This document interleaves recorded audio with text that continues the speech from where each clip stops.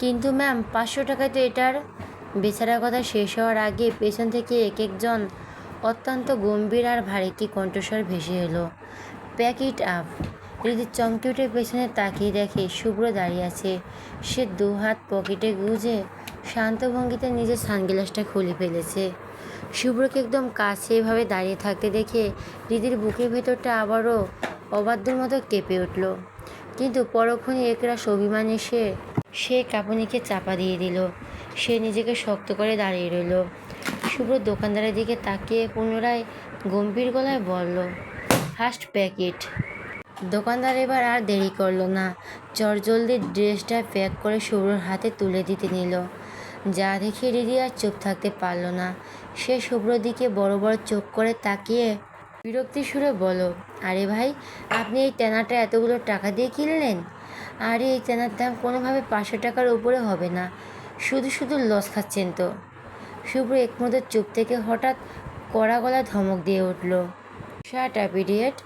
শুভ্র সেই কঠিন ধমক খেয়ে হৃদি একদম চুপসে গেল। তার মুখটা মুহূর্তে ছোট হয়ে এলো। শুভ্র কাউন্টার থেকে শপিং ব্যাগটা ছো মেরে তুলে নিল এবং সেটা হৃদির দিকে বাড়িয়ে দিয়ে শীতল গলায় বলল, হোল্ড দিস। হৃদি থতমত খেয়ে ব্যাগটা হাতে নিতেই শুভ্র তার চোখের দিকে তীক্ষ্ণ দৃষ্টিতে তাকিয়ে শাসনের ভঙ্গিতে বলল, নেক্সট টাইম যদি আবার দেখি কোনো দোকানে এসে এমন ফালতু সিনক্রেট করছিস, তবে তোর এই 2 পা কেটে বাড়িতে বসিয়ে রাখতে আমার একদমই সময় লাগবে না, আন্ডারস্ট্যান্ড? বলে হৃদির হাত শক্ত করে চেপে ধরে টানতে টানতে শুভ্রার কাছে এনে দাঁড় করিয়ে দিল শুভ্র।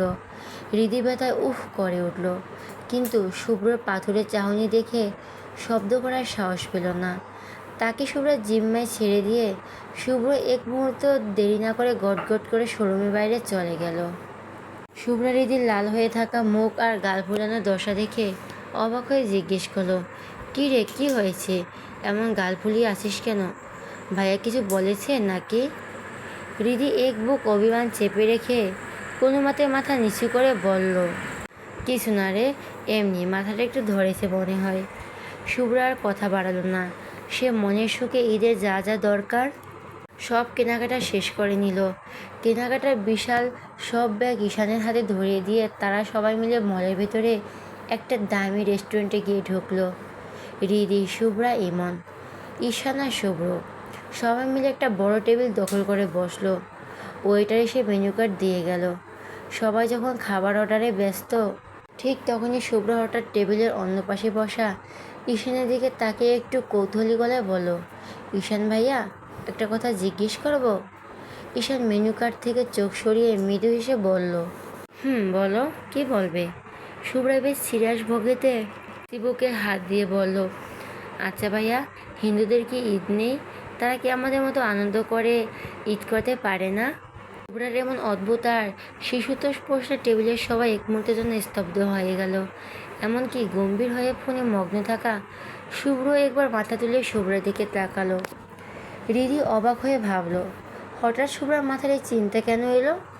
ঈশান কিছুক্ষণ চুপ হয়ে রইল, যেন এই প্রশ্নের কোনো সঠিক উত্তর তার জানা নেই। শুভ্র একটা দীর্ঘশ্বাস পেলে অত্যন্ত শান্ত কিন্তু গম্ভীর গলায় সে বলতে শুরু করলো, দেখো শুভ্রা, ঈদ শব্দটার অর্থ হলো আনন্দ বা বারবার ফিরে আসা, বরং এর সাথে ইবাদত আর বিশ্বাসের গভীর সম্পর্ক জড়িয়ে আছে।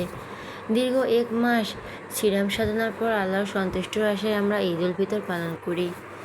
শুভ্র এক মুহূর্ত থেমে হৃদি আর শুভ্রার উৎসুক চোখের দিকে তাকিয়ে আবার বলতে লাগলো, এখানে তোর প্রশ্নে আসে, ধর্মবিধান অনুযায়ী ঈদ মুসলিমের জন্য নির্ধারিত ইবাদতের অংশ।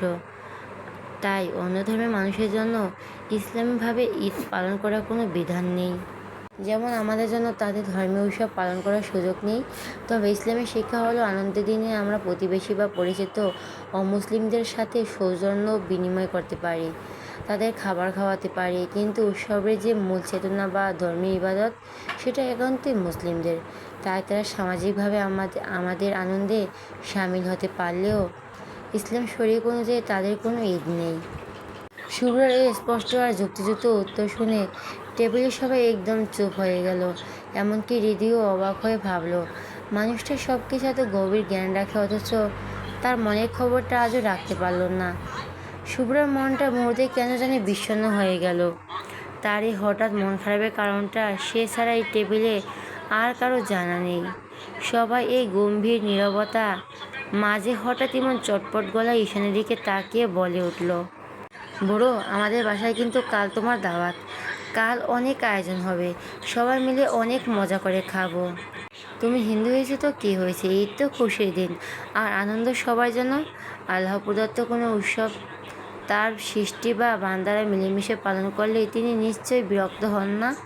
কারণ তুমি হিন্দু হলো, স্বয়ং আল্লাহ তো তোমাকে সৃষ্টি করেছেন, তাই না? তাহলে তুমিও তো তারই সৃষ্টি, তারই বান্দা। তার উৎসবে সামিল হতে তোমার বাধা কোথায়? ইমনের এমন সোজাসাপটা আর আবেগী কথা শুনে ঈশান কিছুটা অপ্রস্তুত হয়ে নিজের চুলে হাত বুলাত। সে ছেলেন হাসল ঠিকই, কিন্তু মুখে ফুটে কোনো উত্তর দিল না। টেবিলের চারপাশটা হঠাৎ এক অদ্ভুত নিস্তব্ধতায় ছেয়ে গেল। শুভ্র একদম চুপচাপ। সে মনে মনে খুব ভালো করেই জানে ঈশানকে হাজারবার বললেও সে সহজে তাদের বাসায় যাবে না। এর আগেও অসংখ্যবার দাওয়াত দেওয়া হয়েছে, পিড়াপিড়ি করা হয়েছে, কিন্তু ঈশান সবসময় খুব বিনয়ের সাথে এগিয়ে গেছে। তবে শুভ্রাও দম্বার পাত্র নয়। নিজের জেদ আর বন্ধুর প্রতি টান থেকে সে নাছোড়বান্দা হয়ে থাকে। ঈদের দিন পুরোটা সময় ঈশানকে নিজের সাথে নিয়ে ঘোরা বেড়ানোটা শুভ্রার কাছে এখন এক মজ্জাগত অভ্যাসে পরিণত হয়েছে। বাড়িতে ফিরতে ফিরতে রাত 10টা বেজে গেল। শুভ্রা তার সেই চিরচেনা গম্ভীর মেজাজে রিদি আর ইমনের বাড়ির সামনে নামিয়ে দিয়ে এক মুহূর্ত অপেক্ষা না করে গাড়ি ঘুরিয়ে চলে গেল। বাড়ির ভেতরে পা রাখতে ইমন আর রিদি দেখল শোবার ঘরে এলাহি কাণ্ড চলছে। ইকবাল ইহসান আলমারি থেকে কাপড় বের করতে করতে তাড়া দিয়ে বললেন, এসেছিস তোরা? যাক বাবা, যা তো, গিয়ে তাড়াতাড়ি তোদের দরকারি কাপড় চাপড় গুছিয়ে নে। ইমন অবাক হয়ে বাবার দিকে তাকিয়ে জিজ্ঞেস করলো, কেন আব্বু, হঠাৎ গোছগাছ কেন? আমরা কোথাও যাচ্ছি নাকি? রাবেয়া ইহসান তখন একটা বড় ট্রাঙ্ক গোছাতে ব্যস্ত।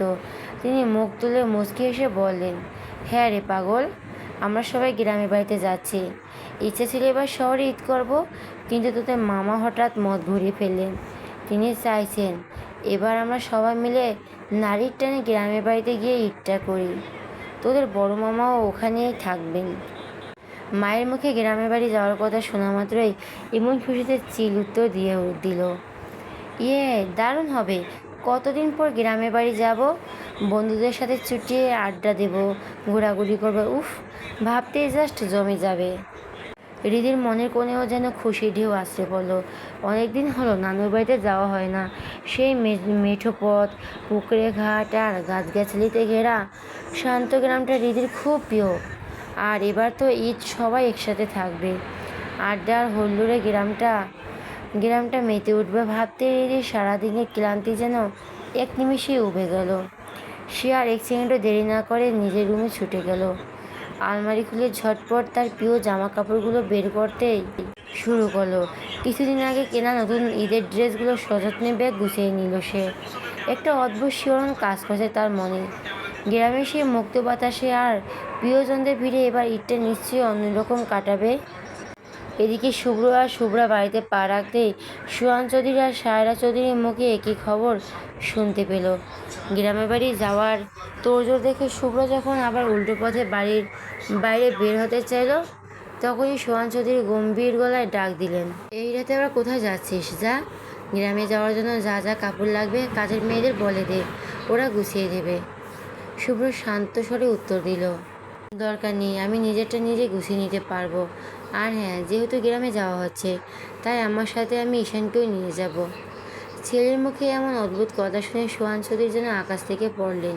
তিনি ভুরু কুঁচকে কর্কশ গলায় বললেন, তুই কি পাগল হয়ে গেলে? শুভ্র, সামনে ঈদ, মুসলমানদের উৎসব, আর আমাদের গ্রামের বাড়িতে আমরা সবাই মুসলমান। তার মধ্যে তুই ওই হিন্দু ছেলেটাকে নিয়ে যেতে চাস, লোকে কি বলবে? বাবার এমন সংকীর্ণ চিন্তাভাবনা শুনে শুভ্র চোয়াল শক্ত হয়ে এলো। সে স্থির দৃষ্টিতে তাকিয়ে বলল, হিন্দু ছেলে না, বলো ভাই বলে নাব্বু, ও আমার ভাই লাগে। আর ও হিন্দু হয়েছে তো কি হয়েছে, ও কি মানুষ না? ও কি আমাদের সাথে বসে একই টেবিলে খেতে পারবে না? ও নামাজ পড়তে না পারলেও আমাদের সাথে আনন্দ তো করতেই পারবে। খুশির সামিল হতে তো ধর্মের বাধা থাকার কথা না। ছেলের মুখে এমন যুক্তি শুনে সোহান চৌধুরী বেশ বিরক্ত হলেন। তিনি কিছুতেই বুঝতে পারছেন না এই ঈশানের মাঝে এমন কি জাদু আছে যে শুভ্র ওই ছেলেটাকে নিয়ে এত মাতামাতি করে।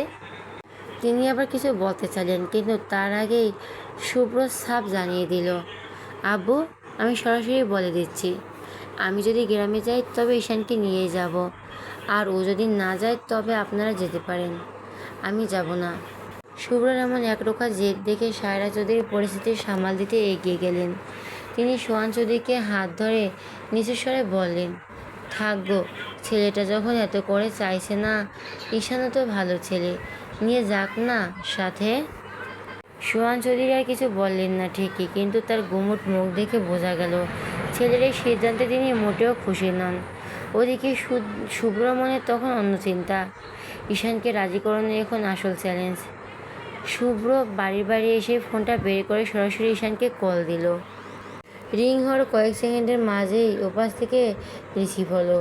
শুভ্র কোনো ভূমিকা না করে সরাসরি আদেশ দেওয়ার মতো করে বলল, ঈশান, তোমার প্রয়োজনে যা যা কাপড় লাগে সব এখন ব্যাগে গুছিয়ে নাও। ঈশান ওপাশ থেকে বেশ অবাক হয়ে জিজ্ঞেস করলো, কেন বস, হঠাৎ কাপড় গোছাতে বলছেন কেন? শুভ্র গলার এক বিন্দু নমনীয় নেই।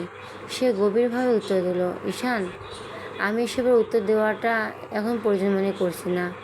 তোমাকে যা বলছি ঠিক ততটাই করো। তাড়াতাড়ি কাপড় গুছিয়ে আমাদের বাসার গেটের সামনে এসে দাঁড়াবে। বলে শুধু কোনো উত্তরের অপেক্ষা না করে খট করে ফোনটা কেটে দিল। সে খুব ভালো করে জানে ঈশানের এক মুহূর্তে সুযোগ দিলেই সে হাজারটা অজুহাত দাঁড় করাবে। ফোন পকেটে রেখে শুদ্ধ নিজের ঘরে ফিরে এলো। আলমারি খুলে সে নিজের প্রয়োজনীয় শার্ট, প্যান্ট আর পাঞ্জাবিগুলো গুছিয়ে নিতে লাগলো। গুছানোর এক পর্যায়ে আলমারির এক কোণ থেকে কাপড়ে ভাঁজ করে স্তূপের মাছ থেকে একটা ছবি আলতো করে মেঝেতে পড়ে গেল। শুদ্ধ নিচু হয়ে ছবিটা হাতে তুলে নিল। ছবিটার দিকে তাকাতেই তার পাথরের মতো শক্ত চেহারায় যেন বসন্তের হাওয়া বয়ে গেল। তার ঠোঁটের কোণে ফুটে উঠল এক চিলতে মিষ্টি হাসি। ছবিতে দেখা যাচ্ছে এক চঞ্চলা কিশোরী মেয়েকে, যার হাসিতে যেন এক পৃথিবী মায়া মিশে আছে। শুদ্ধ আলতো করে ছবিটার উপর হাত বুলিয়ে আবার সাবধানে সেটা ব্যাগের চেন দেওয়া পকেটে লুকিয়ে রাখলো। সবাই রেডি হয়ে বাড়ি বেরিয়ে এলো। শুদ্ধ সদর দরজা দিকে বের হতে দেখলেই গেটের সামনে ঈশান বাধ্য ছেলের মতো দাঁড়িয়ে আছে। ওর হাতে একটা ছোট্ট ট্রাভেল ব্যাগ। ঈশানকে দেখা মাত্রই শুভ্রর গম্ভীর মুখে এক চিলতে বিজয়ের হাসি ফুটে উঠল। যদিও সে সেটা প্রকাশ করলো না। সে ঈশানের সামনে এসে সোজা সাপটা গলায় বলল, গাড়িতে ওঠো। ঈশান আর কোনো প্রশ্ন করলো না। সে ভেবেছিল হয়তো বসের কোনো জরুরি কাজ আছে, তাই এত রাতে ডাক পড়েছে। সে চুপচাপ সামনে সিটে গিয়ে বসলো, কিন্তু ঈশানের সব ভাবনায় জল ঢেলে দিয়ে হঠাৎ দৌড়ে এসে পিছনের সিটে ধপাস করে বসে পড়ল শুভ্রা। ওর মুখে চওড়া হাসি। পেছনের একটা পাশের সিটে সোহান চৌধুরী আর সায়রা চৌধুরী উঠে পড়লেন। সব কিছু যেন ঈশানের মাথার উপর দিয়ে যাচ্ছে। শুদ্ধ কোনো না বললে, শুভ্র কথা না বলে গাড়ি স্টার্ট দিল। গাড়ি যখন হাইওয়ে দাপিয়ে চলছে, ঈশান তখন আর থাকতে না পেরে শুভ্র দিকে তাকিয়ে আমতা করে বলল, বস, কোথায় যাচ্ছি আমরা? আর শুভ্র কেন আমাদের সাথে? পেছন থেকে শুভ্র খিলখিল করে হেসে উঠল, দুষ্টুমি করে বলল, আরে ঈশান ভাইয়া, আপনাকে আমরা মারতে নিয়ে যাচ্ছি। সামনে পদ্মা সেতু আসছে না, ওখানে নিয়ে আপনাকে ব্রিজ থেকে টুপ করে ফেলে দেব। ঈশান মোটেও মজার ভঙ্গিতে নেই। ওর মুখে দুশ্চিন্তার ছাপ স্পষ্ট। সে ঘাড় ঘুরিয়ে শুভ্রার দিকে তাকিয়ে গম্ভীর গলায় বলল, শুভ্রা, আমি মজা করছি না। বস, আমরা ঠিক কোথায় যাচ্ছি? শুভ্রা তখন এক কোণে গাড়ি চালাচ্ছে। স্টিয়ারিং ঘোরাতেই খুব শান্ত গলায় উত্তর দিল, শুভ্রা, আমি মজা করছি না। বস, আমরা ঠিক কোথায় যাচ্ছি? শুভ্র তখন এক মনে গাড়ি চালাচ্ছে। স্টিয়ারিং ঘোরাতে খুব শান্ত গলায় উত্তর দিল, গ্রামে। ঈশান আকাশ থেকে পড়ল, অবাক হয়ে বলল, গ্রামে? গ্রামে মানে? শুভ্রা পেছন থেকে আবার ফোরন কাটলো, আরে হ্যাঁ, আমরা সবাই আমাদের দাদুর বাড়ি যাচ্ছি, আর সাথে আপনাকেও নিয়ে যাচ্ছি ঈদ করতে। ঈশান যেন হাওয়া বনে গেল। সব কিছু বুঝতে ওর কয়েক মুহূর্ত সময় লাগলো। যখন পুরোপুরি বুঝলো তখন সে ছটফট করে শুভ্রকে বলল, বস, গাড়ি থামান, আমি যাব না। শুভ্র ওর স্বভাবজাত ঘাড়তেরা উত্তর দিল, আমি তো তোমার কাছে জানতে চাইনি যে তুমি যাবে কি যাবে না। আমি জানি তুমি এখন আমাদের সাথে যাচ্ছ। That's it. ঈশান মরিয়া হয়ে উঠল। বস, তা না হয় আপনি বিষয়টাকে বুঝতে পারছেন না। প্লিজ গাড়িটা থামান। শুভ্র এক চুলও নড়ল না। ওর সিদ্ধান্ত থেকে সে স্টিয়ারিংয়ে শক্ত মুঠো রেখে বলল, আমার কিছু বোঝার দরকার নেই ঈশান। গাড়ি চলছে, গাড়ি তার ঠিকানাতেই থামবে। যদি তোমার খুব তাড়া থাকে তবে চলন্ত গাড়ি থেকে ঝাঁপ দাও। তবুও এই গাড়ি থামছে না। ঈশান অনেক জোরাজুরি করলো, কিন্তু ওই পাথরের মতো একরোখা শুভ্রর সামনে কোনো কথা হলো না। শেষমেশ কোনো উপায় না দেখে সে একদম অসহায় মুখ করে সিটে হেলান দিয়ে বসে রইল। গাড়ি যখন হাইওয়ের একটা বড় মোড়ের কাছে এলো, ঠিক তখনই ওপাশের রাস্তা দিয়ে আরেকটা পরিচিত গাড়ি ধীরগতিতে এগিয়ে যাচ্ছে। এটা দেখা মাত্রই পেছনের সিট থেকে শুভ্রা চিৎকার করে উঠল, ভাইয়া গাড়ি থামাও, জলদি থামাও। শুভ্র এক মুহূর্ত দেরি না করে গাড়িটা প্রতিরোধ করে নিজের গাড়িটি ব্রেক কষে থামিয়ে দিল। তবে তার চাতুরি দেখল ঈশান। গাড়ি থামানোর সাথে সাথেই শুভ্র খট করে ঈশানের পাশের ডোর লক করে দিল, যাতে সে কোনোভাবে নেমে পালাতে না পারে। শুভ্র এক লাফে গাড়ি থেকে নেমে সামনে গাড়িটার কাছে দৌড়ে গেল। সেই গাড়িতে ছিল হৃদিকা। হৃদি কিছু বুঝে ওঠার আগে শুভ্র তাকে একরকম জোর করে টেনে গাড়ি থেকে বের করে আনলো। হৃদি অবাক হয়ে বলল, আরে শুভ্র ভাই, কী করছেন? আমরা তো আমাদের গাড়িতেই যাচ্ছিলাম। কিন্তু শুভ্র কার কথা শোনে? সে হৃদির হাত ধরে টেনে এনে নিজেদের গাড়ির পেছনের সিটে বসিয়ে দিল এবং নিজেও তড়িৎ গতিতে উঠে বসলো। শুভ্র আয়নায় একবার হৃদির দিকে তাকালো, কিন্তু চোখে চোখ পড়তে আবার নির্লিপ্ত ভঙ্গিতে সামনের দিকে চোখ ফিরিয়ে নিয়ে গাড়ি স্টার্ট দিল। গাড়ি এখন হু হু করে গ্রামের মেঠো পথের দিকে এগিয়ে চলছে। চারপাশটা নিঝুম, কেবল ইঞ্জিনের হালকা আওয়াজ। হৃদি একদম চুপচাপ জানালার বাইরে দ্রুত সরে যাওয়ার গাছপালার দিকে তাকিয়ে রইল। নিস্তব্ধতা ভাঙতে শুভ্র হঠাৎ শুভ্রের উদ্দেশ্যে আবদার করে বসলো, ভাইয়া বোর হচ্ছে, একটা দারুণ গান গাও তো, সবাই মিলে একসাথে গাই। শুভ্র কোনো কথা বলল না, শুধু নিঃশব্দে হাতে রিমোটটা চেপে মিউজিক প্লেয়ারে একটা পরিচিত সুর ছেড়ে দিল। রাতের কুয়াশা ভেজা মেঠো পথের বুক চিরে গাড়ি ভেতরে অরিজিৎ সিংয়ের সেই দরদি কণ্ঠটা মায়াবী পরিবেশ তৈরি করলো। মায়াবী এক পরিবেশ তৈরি করলো। গাড়ির স্পিডে বেজে উঠল। শুভ্র কোনো দ্বিধা ছাড়াই গানের তালে তালে সুর মেলাতে শুরু করলো। সে নিজের মনে গেয়ে চলছে, যেন এই ভোরের আনন্দটা সে পুরোপুরি শুষে নিতে চায়। গাড়ির কথাগুলো যখন গাড়ির বদ্ধ বাতাসে প্রতিধ্বনিত হচ্ছে, হৃদি আর চোখে একবার সামনের আয়না দিকে তাকালো। দেখলে শুভ্র এক মনে স্টিয়ারিং ধরে সামনের রাস্তা দিকে তাকিয়ে আছে। তার চেহারা কোনো ভাবান্তর নেই, কিন্তু গানের প্রতিটি কথা যেন হৃদির বুকের ভেতরটা উথাল পাতাল করে দিচ্ছে। বিশেষ করে জনম জনম শব্দটা কানে আসতেই সে দ্রুত চোখ সরিয়ে বাইরে তাকিয়ে রইল। সে এই অদ্ভুত পরিস্থিতির সাথে নিজেকে মানিয়ে নেওয়ার চেষ্টা করছে। এক পাশে শুভ্রার উচ্ছ্বাস গান, অন্য পাশে শুভ্র গম্ভীর স্তব্ধতা, সব মিলিয়ে এক বিষণ্ণ অথচ মধুর পরিবেশ। শুভ্র হঠাৎ হৃদির হাতে একটা ঠেলা দিয়ে বলল, কী রে হৃদি, তুইও গা, আমার সাথে সাথে সুর মিলা। এত সুন্দর গান, দেখছিস সামনে যখন সূর্য উঠবে তখন আরও ভালো লাগবে। হৃদি মৃদু হাসলো ঠিকই, কিন্তু গাইতে পারল না। হঠাৎ মাঝপথে আকাশ ভেঙে ঝমঝমে বৃষ্টি নামলো। জানালার কাছে বৃষ্টির শব্দে এক অদ্ভুত ছন্দ তৈরি হলো। সেই শীতল হাওয়া আর গাড়ির দোলনিতে ঈশান কখন যে গভীর ঘুমে তলিয়ে গেল টেরই পেল না। কিছুক্ষণ পর শুভ্র হৃদির কাঁধে মাথা ঠেকিয়ে ঘুমিয়ে দেশে পাড়ি জমালো। পুরো গাড়িতে এখন শুধু শুভ্র আর হৃদি জেগে। শুভ্র পাথরের মতো স্থির হয়ে ড্রাইভ করছে, আর হৃদি জানালার বাইরে বৃষ্টির ঝাপটা দেখছে। ওর চোখে ঘুম নেই, বরং মনের ভেতরে এক অদ্ভুত অস্থিরতা।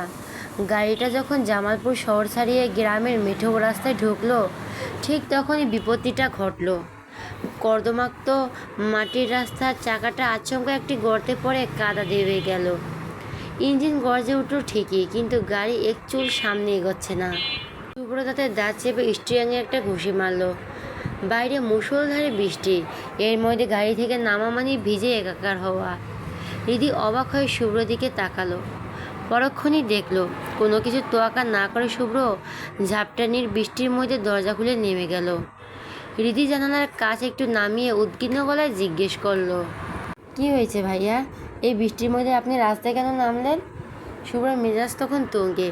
কাদার বৃষ্টির ঝাপটে সে বিরক্তিতে ফেটে পড়ে চেঁচিয়ে উত্তর দিল, বৃষ্টির মধ্যে নাচতে নেমেছি। হৃদি মুহূর্তে চুপসে গেল। শুভ্রের এমন রুক্ষ উত্তরে তার বুকের ভেতরটা অভিমানে টনটন করে উঠল। সে দেখল শুভ্র গাড়ির পেছনে গিয়ে সর্বশক্তি দিয়ে ঠেলতে শুরু করেছে। বৃষ্টির জলে তার কালো শার্টটা গায়ের সাথে লেপ্টে গেছে।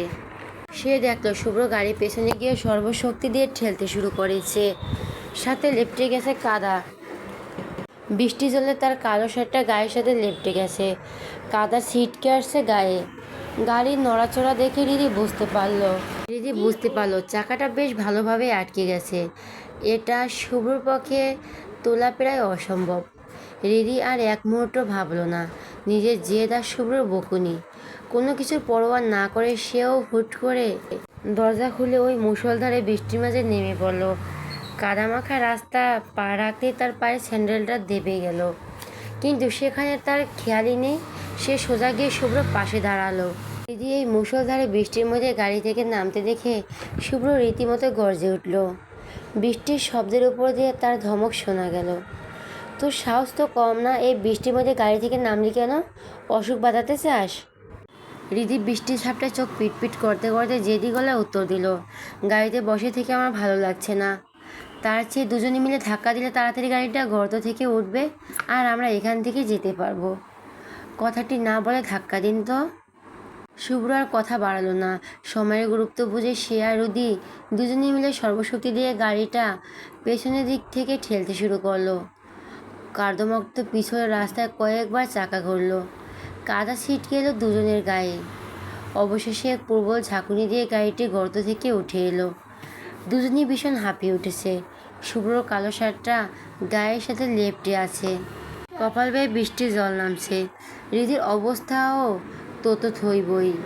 তার থ্রি পিসটা আর হিজাব ভিজে একাকার, গায়ের সাথে সেটে গেছে। হৃদি যখন হাঁপাতে হাঁপাতে গাড়ির ওঠার জন্য এক পা বাড়াতে গেল, ঠিক তখনই ঘটল বিপত্তি। কাদার উপর পা পিছলে সে ভারসাম্য হারিয়ে পেছনের দিকে হেলে পড়ে যেতে লাগলো। শুভ্র বিদ্যুৎ বেগে হাত বাড়িয়ে হৃদিকে ধরে ফেলল, কিন্তু হৃদির ভিজে শরীরে স্পর্শ যেন এক মুহূর্তের জন্য শুভ্রর সাহিত্যে তীব্র এক বৈদ্যুতিক ঝাটকা দিল। এই আকস্মিক শিহরণে শুভ্র অপ্রস্তুত হয়ে অবচেতনভাবে হাতের বাঁধন আগলা করে দিল। ফল যা হওয়ার তাই হলো। দুজনে ভারসাম্য হারিয়ে ধপাস করে কাদামাটিতে পড়ে গেল। কাদা মাখামাখি হয়ে দুজনেরই কোমর আর পিঠে বেশ চোট লাগলো। হৃদি ব্যথা কুঁকড়িয়ে গিয়ে কোনো মতো কাদা মাখা হাত দিয়ে ভর দিয়ে ওঠার চেষ্টা করলো। ঠিক একই সময় শুভ্র টাল সামলাতে উঠে দাঁড়াতে গেল, কিন্তু বৃষ্টির তোড়ে আর পিছল রাস্তায় শরীরে নিয়ন্ত্রণ রাখা অসম্ভব হয়ে পড়ল। মাথা ঘুরিয়ে সোজা হতেই হৃদি আর পিছলে গেল এবং এবার সে সরাসরি গিয়ে পড়ল শুভ্রের ওপরে। মুহূর্তের ব্যবধানে এক অভাবনীয় কাণ্ড ঘটে গেল। হৃদির নিয়ন্ত্রণহীন শরীরটা শুভ্র বুকের ওপর আছড়ে পড়ল আর তার ঠোঁট দুটো গিয়ে সরাসরি স্পর্শ করল শুভ্রর ঠোঁট। স্তব্ধ হয়ে গেল চারপাশ। বৃষ্টির অজর শব্দ যেন এক নিমিষেই ছেনান হয়ে গেল। হৃদির সারা শরীর যেন 1000 ভোল্টের বিদ্যুৎ বয়ে গেল। হাড় কাঁপানো ঠান্ডার মাঝেও তার শরীরটা পাথরের মতো শক্ত আর গরম হয়ে উঠল। শুভ্রর চোখ দুটো বিস্ফোরিত। সে যেন বিশ্বাসই করতে পারছে না তার সাথে কী যে ঘটে গেল। তার সাথে ঠিক কী ঘটে গেল। কাদা, বৃষ্টি আর আবছা আলোয় সিক্ত দুটি শরীর এক অপার্থিক নিস্তব্ধতায় স্থির হয়ে রইল। বৃষ্টির অজধারা আর কর্দমার রাস্তায় সেই নির্জনতার সময় যেন থমকে দাঁড়িয়েছে। কথা আছে, পুরুষ যতই গম্ভীর বা পাথরের মতো শক্ত হৃদয় হোক না কেন, প্রিয় নারীকে এতটা নিবিড়ভাবে কাছে পেলে তার সব নিয়ন্ত্রণ ধুলোয় মিশে যায়। শুভ্রবেলা তো তার ব্যতিক্রম হলো না। তার সেই চিরচেনা গাম্ভীর্য, রাগ আর শাসনের দেওয়াল এক মুহূর্তের স্পর্শে চুরমার হয়ে গেল। শুভ্র নিজেও জানে না যে সে এই মুহূর্তে কী করছে, কিন্তু অবচেতন মনে সে আর নিজেকে সামলাতে পারল না। আকাশ ভেঙে বৃষ্টি পড়ছে, চারপাশটা ঝাপসা হয়ে আসছে, আর কাদার উপর পড়ে থাকা দুটি শরীর এক অলিখিত চুক্তিতে একে অপরের গহীনে মিশে যাচ্ছে। এই মুহূর্তে যেন তাদের জীবনের সব দূরত্ব আর অভিমান এক নিমিষেই ধুয়ে মুছে সাফ করে দিল। কতক্ষণ সময় যে তারা ওইভাবে কাদামাখা রাস্তার উপরে বৃষ্টির তোড়ে মিশেছিল তার কোনো হিসেব নেই। চারপাশে পৃথিবীটা যেন ওই কয়েক মিনিটের জন্য স্তব্ধ হয়ে গিয়েছিল। কিন্তু হঠাৎ এক ঝাপটা ঠান্ডা বাতাস আর বৃষ্টির তীব্র শব্দে শুভ্রর হুঁশ পেল। নিজের করা কাজটার গভীরতা বুঝতে পেরে সে নিজেই নিজের উপর চমকে উঠল। এক মুহূর্তের জন্য তার চোখ দুটো ছানাবড়া হয়ে গেল। সে এ কী করল? শুভ্র তড়িৎ গতিতে এক ধাক্কায় হৃদিকে নিজের উপর থেকে সরিয়ে দিয়ে সোজা সাপটা দাঁড়িয়ে পড়ল। তার বুকটা তখন কামারের হাঁপানোর মতো ওঠানামা করছে। উত্তেজনায় নাকি অপরাধ বোধে সেটা বোঝা দায়। কাঁপা কাঁপা গলায় হৃদির দিকে আঙুল উঁচিয়ে সে ধমকে সুরে বলে উঠল, তুই তুই তুই একটা সাংঘাতিক মেয়ে। বলে শুভ্র আর এক সেকেন্ডও সেখানে দাঁড়ালো না। কাদামাকা সরে নিয়ে ল্যাপটপ আর অন্য কিছুর পরোয়া না করে দ্রুত গিয়ে গাড়ির ড্রাইভিং সিটে বসে পড়ল। ওদিকে হৃদি তখনও রাস্তায় কাদার ওপর পাথরের মতো বসে আছে। বৃষ্টির জল তার গায়ের কাদা ধুয়ে দিচ্ছে ঠিকই, কিন্তু মনের ভেতর যে তোলপাড় শুরু হয়েছে তা থামানোর সাধ্য কারণ নেই। তার সারা শরীরে এখন শুভ্রের সেই বলিষ্ঠ হাতে স্পর্শ লেগে আছে, আর ঠোঁটে লেগে আছে সেই প্রথম সোহাগের উষ্ণতা। লজ্জায় তার মুখ দিয়ে কোনো কথা সরছে না, শরীরটা থরথর করে কাঁপছে। ফরজের আজানের সুমধুর ধ্বনি যখন গ্রামের নিস্তব্ধ বাতাসে ভেসে আসছে, ঠিক তখনই শুভ্র গাড়িটা কাদামাখা অবস্থায় গ্রামের বাড়ির সদর দরজায় এসে থামলো। বৃষ্টির ঝাপটা তখনও কমেনি। গাড়ির শব্দে ঈশানের ঘুম ভাঙল। সে চটপট শুভ্রকে ডেকে তুলল। সবাই মিলে একরকম দৌড়ে বাড়ির বারান্দায় গিয়ে উঠল। একতলা বিশাল পুরনো ধাঁচের বাড়ি। ভিতর ঢুকতে সামনে পড়লেন সোহান চৌধুরী। শুভ্র আর হৃদি অপদমস্তক কাদার পানিতে চপচপে ভেজা অবস্থা দেখে তিনি আঁতকে উঠলেন। এ কি, তোরা এই মাঝ রাস্তায় এভাবে ভিজলি কীভাবে? হৃদির এই অবস্থা কেন? শুভ্র তখন অস্বস্তিতে কুঁকড়ে আছে। সে একবারও হৃদির দিকে না তাকিয়ে নাক টানতে টানতে জবাব দিল, রাস্তায় গাড়ির চাকা গর্তে ডেবে গিয়েছিল আব্বু, ওটা তুলতে গিয়েই এই দশা। সারাই চৌধুরী ভেতর থেকে তোয়ালে হাতে বেরিয়ে এলো। ছেলের অবস্থা দেখে চিন্তিত মুখে বললেন, তোর তো আবার এই ভিজলেই সর্দি গরম লেগে যায়। তাড়াতাড়ি রুমে গিয়ে গোসল করে নে। আমি এখনই তোদের সবার জন্য আদার চা গরম গরম বানাচ্ছি। যা, দেরি করিস না। বাড়ির বাকি আত্মীয় স্বজনরা তখন গভীর ঘুমে বিভোর, তাই কেউ আর বাড়তি কোনো শোরগোল করল না। শুধু হৃদির বড় মামি বিকলিস চৌধুরী ঘুম থেকে উঠেছেন। শুভ্র আর ঈশান তাদের জন্য বরাদ্দ করা রুমে ঢুকে পড়ল। শুভ্র যেন দম বন্ধ হয়ে আসছে।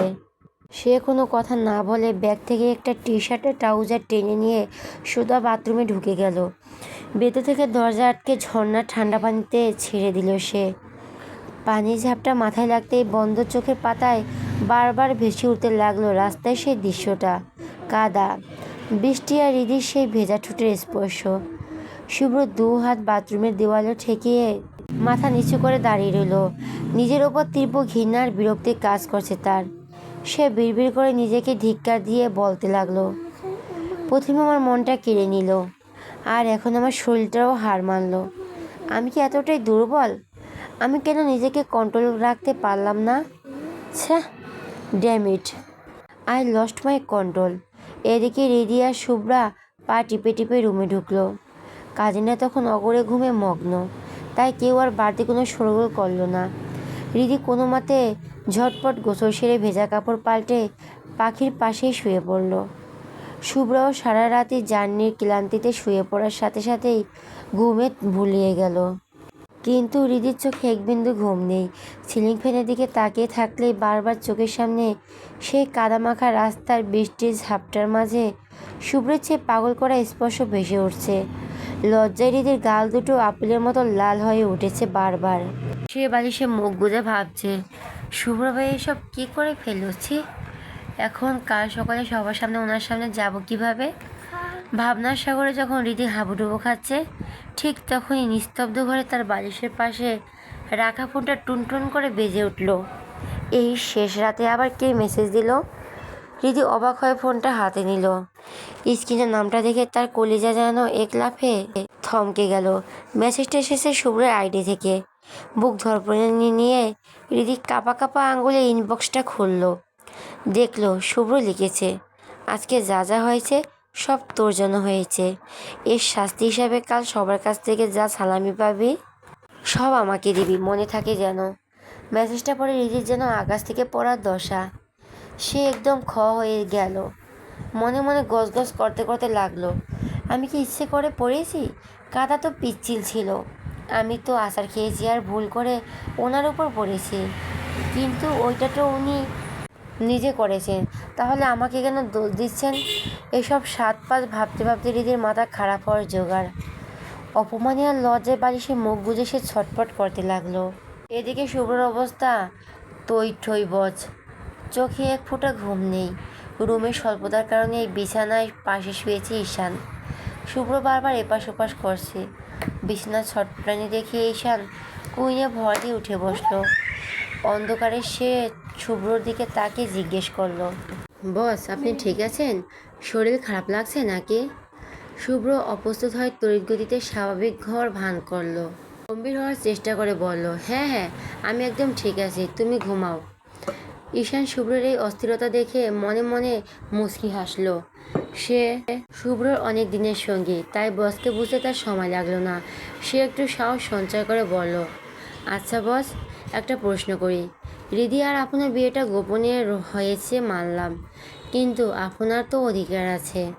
আপনি চাইলেই তো রিদির সাথে গোপনে এক রুমে থাকতে পারেন, তাহলে তেমন ছটফট করতে হয় না আপনাকে। কথাটি শুনে শুভ্রর বুকটা যেন ধক করে উঠল।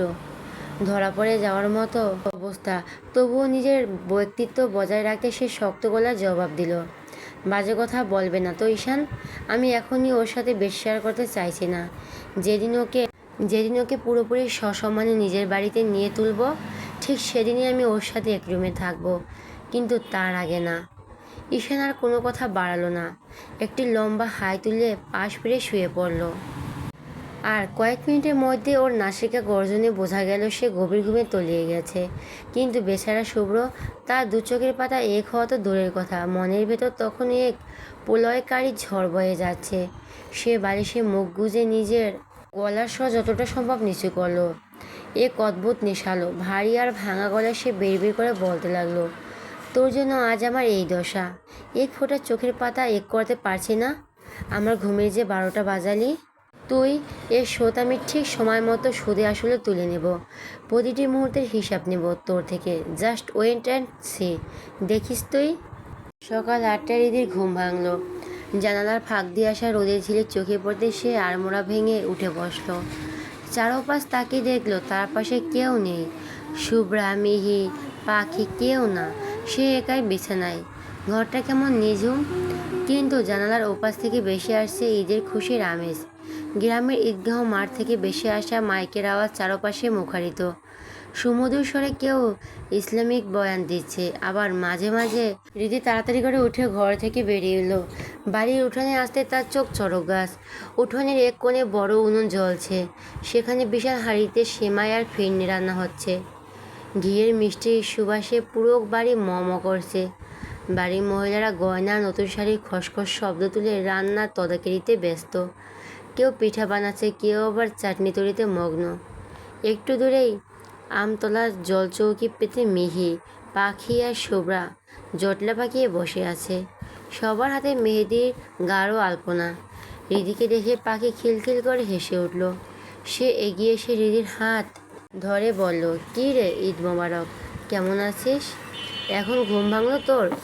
আমরা কত ডাকলাম, তোকে ধাক্কালাম, কিন্তু তোর কোনো সাড়া শব্দ নেই। মনে হচ্ছিল কুম্ভকর্ণের মতো ঘুমাচ্ছিস। লজ্জায় একটু জিভ কাটলো। একটা লম্বা হাই তুলে আলসেমি মাখা গলায় বলল, ঈদ মোবারক, আসলে কাল রাতে তো অনেক দেরিতে ঘুমিয়েছিলাম, তাই একদম বুঝতে পারিনি রে। শুভ্রা রিদির চোখের নিচে হালকা কালি দেখে মুচকি হাসলো। সে হয়তো জানে শুভ্রা রিদির চোখের নিচে হালকা কালি দেখে মুচকি হাসলো। সে হয়তো জানে এই কালির রহস্য কী। সে হাত নেড়ে বলল, ঈদ মোবারক, হয়েছে এখন? কাল রাতে তো মেহেদি লাগাসনি, এখন লাগা। হৃদি হাতটা সরিয়ে নিয়ে কাচুমচু হয়ে বলল, ঈদ মোবারক না রে, আমরা এখন একদম ইচ্ছে করছে না। তোরা পারছিস তো? তাতেই হবে, থাক, দিব না। কিন্তু গ্রামের এই ডান পিঠে মেয়েগুলোর কাছে হৃদির ওজন টিকল না। মিহি একরকম জোর করে রিদিকে টেনে আনলো। ওর মেহেদি লাগানো শুকনো হাতটা সাবান দিয়ে সুন্দর করে ধুয়ে দিল। তারপর পরম মমতায় রিদির কোমল হাতের লতা পাতার এক সূক্ষ্ম নকশা ফুটিয়ে তুলল। এতে কি বাড়ি পুরুষদের মধ্যে শ্বাস রয়ে গেছে। নামাজের সময় হয়ে এসেছে। পুকুর ঘাটে পানি ছিটানোর শব্দ আর হাসাহাসি শোনা যাচ্ছে।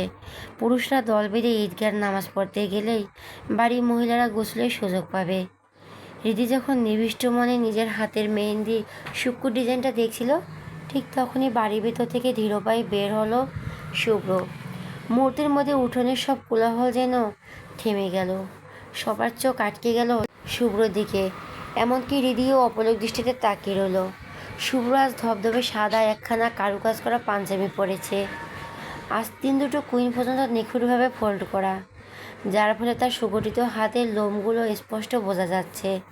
সাথে ম্যাচিং সাদা পায়জামা আর বাঁ হাতে সেই দামি ব্ল্যাক স্মার্ট ওয়াচ। চুলগুলো এখনও ভেজা, মাত্রই গোসল সেরে আসার পানির কণাগুলো রোদের হীরার মতো চিকচিক করছে। হাতে একটা শৌখিন জায়নামাজ। রিদি যেন মুহূর্তে যেন জাস্ট হয়ে গেল। হৃদস্পন্দতা এক পলকে যেন থমকে গিয়ে আবার দ্বিগুণ বেড়ে গেল। এই যেন এক চেনা শুভ্রকে নতুন করে আবিষ্কার করা। ইতিমধ্যে গ্রামের কয়েকজন চঞ্চল কিশোর আর যুবক দৌড়ে এলো।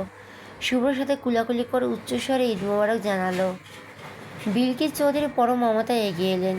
শুভ্রকে অবাধমস্তক দেখে মুগ্ধ হয়ে বললেন, বাহ মাশাআল্লাহ, মনে হচ্ছে আসমান থেকে নেমে আসা কোনো জান্নাতি পুরুষ। আমার চোখ তো সরছেই না রে। শুভ্র বিনয়ের হাসিতে মুখ উজ্জ্বল করে বলল, আসসালামু আলাইকুম চাচি, ঈদ মোবারক, দোয়া করবেন। সবাই একে অপরকে ঈদের শুভেচ্ছা জানাতে লাগলো। আনন্দ আর হুল্লোড়ে মুখর হয়ে উঠল চারপাশ। ঠিক তখনই ইমন এক লাফে দৌড়ে এসে শুভ্র কোমর জড়িয়ে ধরল। সে আবদারের সুরে চেঁচিয়ে বলল, আসসালামু আলাইকুম বুড়ো, ঈদ মোবারক। আগে সালামি দাও, তারপর কথা। শুভ্র ইমনের কান হালকা করে মুচকে ধরে শাসন করার ভঙ্গিতে বলল, আগে নামাজ, তারপর সালামি, বুঝেছিস? ইমন কানে ব্যথা পাওয়ার ভান করে মুখ কুঁচকে বলল, কান ছাড়ো, নামাজ পড়েই নিব, না দিলে খবর আছে তোমার, তখন বুঝবা সালামি কাকে কয়। ঠিক তখনই মিহি হাসতে হাসতে এগিয়ে এসে বলল, শুভ্র ভাইয়া, ঈদ মোবারক। আমাদের সালামিটাও কিন্তু একদম রেডি রাখো, কোনো বাহানা চলবে না এবার। শুভ্র এবার সবার দিকে তাকিয়ে কৌতুকমাখা হাসিতে বলল, নামাজে যাচ্ছি, আসার সময় কাঁঠাল গাছ থেকে বস্তা বস্তা টাকা নিয়ে আসবো তোদের সবার জন্য। তোরা শুধু হা করে আমার দিকে তাকিয়ে থাকিস, দেখিস কত টাকা দেই। শুভ্রের এই রসিকতা শুনে বাড়ির উঠোনে সবাই একসাথে হো হো করে হেসে উঠল। চারপাশের এই হাসি খুশি আর উৎসবমুখর পরিবেশে সবাই যেন এক অন্যরকম আনন্দে মেতে উঠেছে। রিদি একদম চুপচাপ। সে একপাশে দাঁড়িয়ে অপলক চোখে শুভ্রকে দেখছে। শুভ্র কি সুন্দর সবার সাথে হাসছে, কথা বলছে, সবার আনন্দ ভাগ করে দিচ্ছে। কিন্তু রিদির মনের ভেতরে তখন অন্যরকম এক দ্বন্দ্ব শুরু হয়েছে।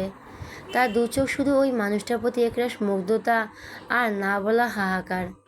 হঠাৎ রিদির মনের গভীরে একটা চিন্তা তীরের মতো এসে বিঁধল।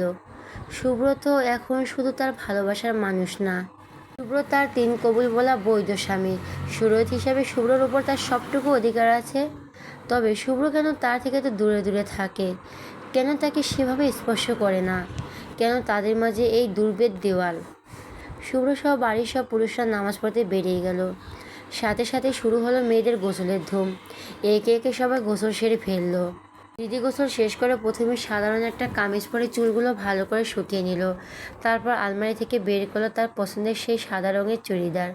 সুন্দর করে চুল বেঁধে ওড়নাটা পরিপাটি করে জড়িয়ে নিল সে। ঠোঁটে দিল হালকা লিপস্টিক আর চোখে গাঢ় কাজল। সব শেষে আয়নায় নিজেকে একবার দেখে নিল রিদি। ঈদের দিনে নতুন কাপড়ে সবাইকে যেন একটু বেশি সুন্দর লাগে। শুভ্রা, মিহি, পাখি সবাই নতুন কাপড় পরে সেজেগুজে ড্রয়িং রুমে আসলো। বাড়ির পুরুষরা নামাজ পড়ে ততক্ষণে ফিরে এসেছে। শুভ্রও চলে এসেছে। ইতিমধ্যে ঈশানও গোসল সেরে রুম থেকে বেরিয়ে সবার সাথে কথা বলছে। সোহান চৌধুরীর মন পুরোপুরি জয় করতে না পারলেও শুভ্রর বড় চাচা মাহবুব চৌধুরী এবং চাচি বিলকিস চৌধুরীর মন সে ঠিকই জয় করে নিয়েছে। তাদের কাছেও ঈশানকে খুব ভালো লেগেছে। হিন্দু হলে কী হবে, ছেলেটা মন থেকে একদম সৎ আর অমায়িক।